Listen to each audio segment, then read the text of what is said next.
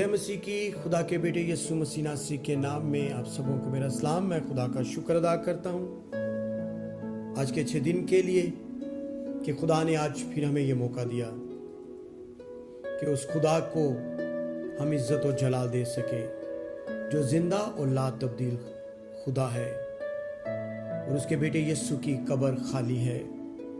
उसका हम शुक्र अदा करते हैं कि हम जिस खुदा की वर्शिप करते हैं, जिस खुदा के आगे हम झुकते हैं, उस जैसा कोई भी खुदा है ही नहीं।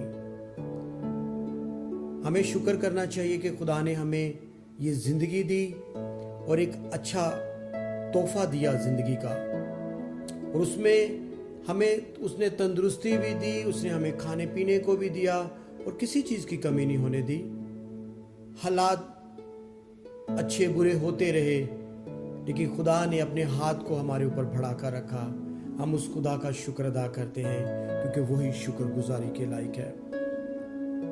कभी कभी कुछ करते हुए बेदिल हो जाते हैं कि खुदा क्यों मेरे साथ ऐसे हो रहा है। मैं कुछ अच्छा भी करता या करती हूँ, लोग बातें करना शुरू कर देते हैं, लेकिन वो बातें जब इब्लीस हमारे अंदर डालता है तो हम उस काम के लिए रुक जाते हैं।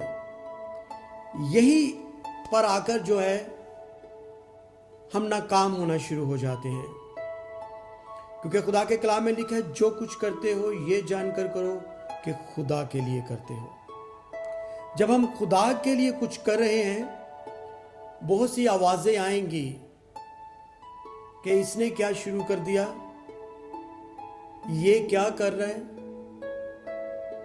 ये तो कर ही नहीं सकता, इसको रुकना चाहिए, इसने आगे एक नया ट्रेंड बना दिया है। तो याद रखें कि मैं आपको ये बताना चाहता हूं कि आप जिस जगह पे लगे हैं, जिसके लिए लगे हैं, उसको नहीं छोड़ें, क्योंकि आपका खुदा, आपका नाम जो है किताबे हयात के अंदर दर्ज होने वाला है। आप भरपूर तरीके से उसके नाम को इज्जत और जला देते रहें और लगे रहें।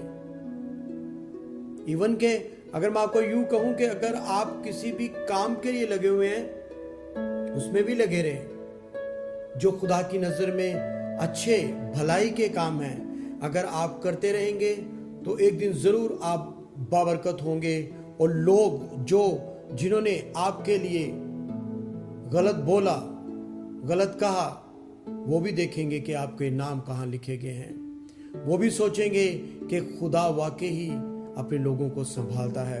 आए मेरे साथ खुदा के कलाम में से मरकस की अंजील मार्क 14 और उसकी तीसरी आयत से, 14वें बाब की तीसरी आयत से मैं आपके सामने खुदा के कलाम को पढ़ना चाहूंगा। खुदा के कलाम में लिखे है, जब वो बैतनिया में शमाउन कोड़ी के घर में खाना खाने बैठा तो एक औरत जटामासी का बेशकीमत खालिस अतर संगमरमर के अतरदान में लाई और अतरदान तोड़कर अतर को उसके सर पर डाला।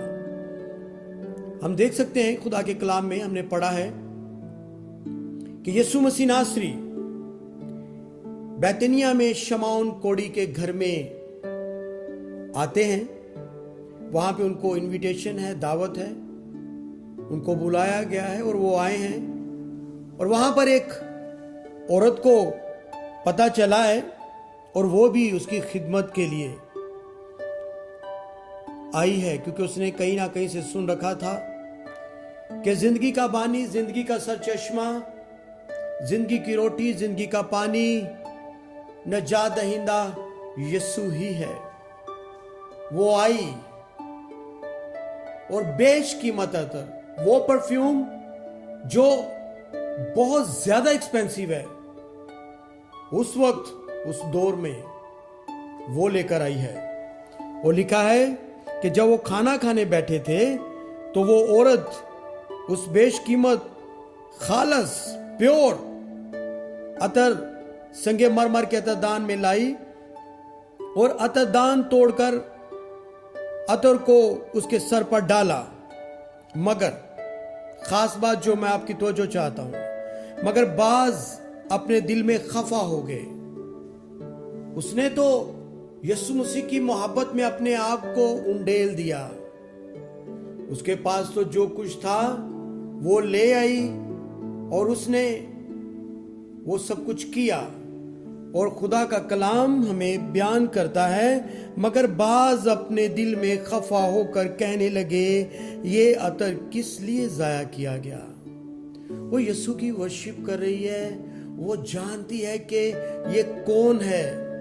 इसके आगे ये शायद अतर दान से भी कुछ डबल प्राइस के कोई अतर होता, परफ्यूम होता, तो मैं तो ये सोचता हूँ यीशु से मोहब्बत करने वाले यही सोचते हैं कि ये चीज़ें कम है जो हम उसको उसके साथ कर रहे हैं। हम उसको कितना टाइम दे रहे हैं, कम दे रहे हैं, जितना भी दे रहे हैं।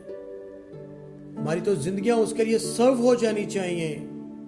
हमें तो उससे इतना प्यार करना चाहिए, उसकी इतनी वर्शिप करनी चाहिए, क्योंकि सजदों के और प्यार करने के लायक वही मसीहा है जो मेरे लिए और आपके लिए इस दुनिया में आया।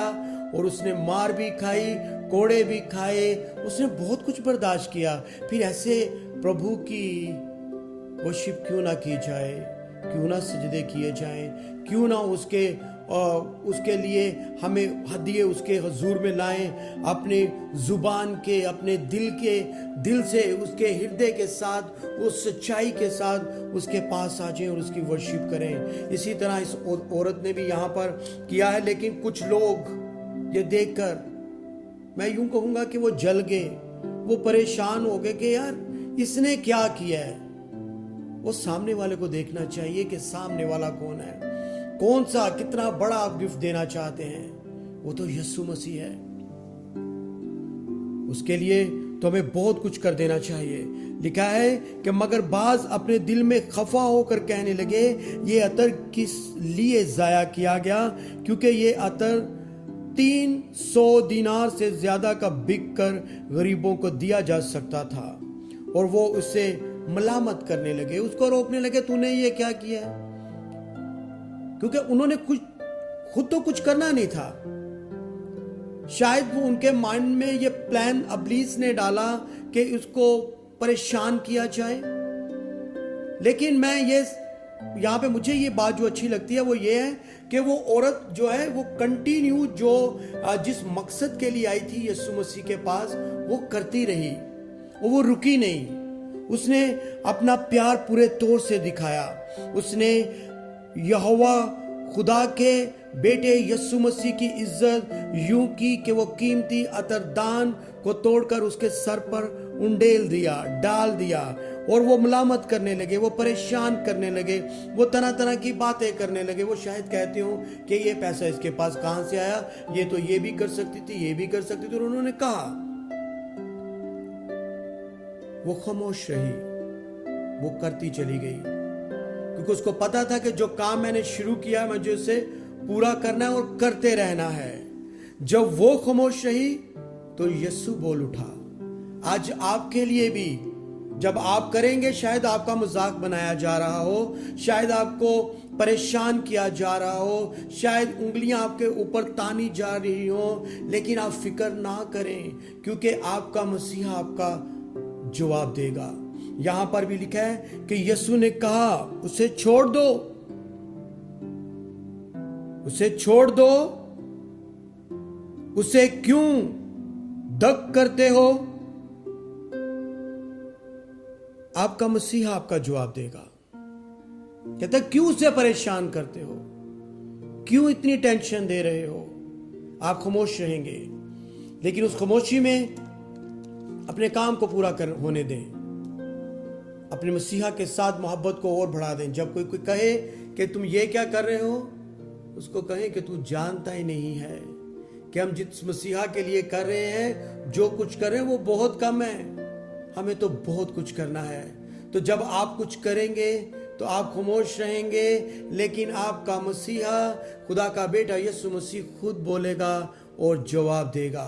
और लिखा है कि उसने मेरे साथ भलाई की है, उसने मेरे साथ भलाई की है, क्योंकि गरीब गुरबा तो हमेशा तुम्हारे पास हैं, जब चाहो उनके साथ नेकी कर सकते हो, लेकिन मैं तुम्हारे पास हमेशा ना रहूंगा। जो कुछ वो कर सकी उसने किया। यीशु मसीह भी अपनी जुबान मुबारक से कह रहे हैं कि जो कुछ वो कर सकती थी उसने किया।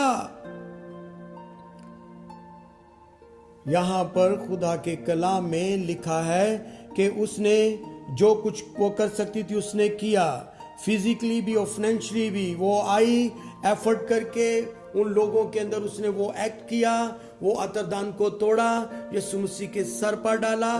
वो कीमती भी था। इसका मतलब ये कि फिजिकली और फाइनेंशियली दोनों तरह से उसने अपने महबूब, अपने मसीह, अपने खुदा की जो है वर्शिप की। इसीलिए यीशु उसके लिए बोल उठा और खुदा के कलाम में लिखा है, मैं तुमसे सच कहता हूं। मैंने आपको कहा कि अगर आपको कोई परेशान कर रहा है, खुदा के काम से आपको रोक रहा है, लेकिन आप रुकिए ना, आप लगे रहें। आपका जवाब आपका खुदा देगा।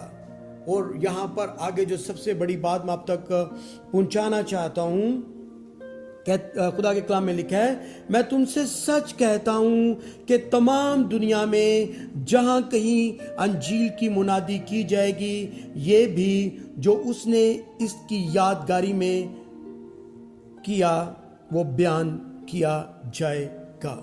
आमीन। अब देखें, सबसे पहली बात यह है कि आप लगे रहें, आप रुके नहीं। जो आप पे उंगलियां तार रहे हैं, जो आपके पीछे बोल रहे हैं, जो आपके पीछे वो मंसूबे बना रहे हैं, वो शर्मिंदा होंगे और यीशु मसीह खुद जवाब देगा। और लिखा है कि जहां पर मुनादी होगी अंजील की, वहां पर इसका जिक्र भी आएगा, आपका भी जिक्र आएगा। कलामे हयात में आपका नाम दर्ज होगा। आए मेरे साथ अपनी आंखों को बंद करें, अपने सरों को झुका लें और उससे कहें कि हाँ खुदा, मैं कमजोर पड़ गया, मैं कमजोर पड़ गई खुदा, जब मुझे किसी ने कहा, लेकिन आज के बाद खुदा तू मुझे इतना जोर देना ताकि मैं उस काम को पूरा कर सकूं। मैंने जो तेरी मुनादी शुरू की है, मैंने जो तेरी खिदमत शुरू की है, ऐ प्रभु मैं तेरे हुजूर में आऊं और लायक तौर से तेरे कलाम को लोगों तक पहुंचाने का वसीला बनूं और तेरा बेटा जलाल पाए।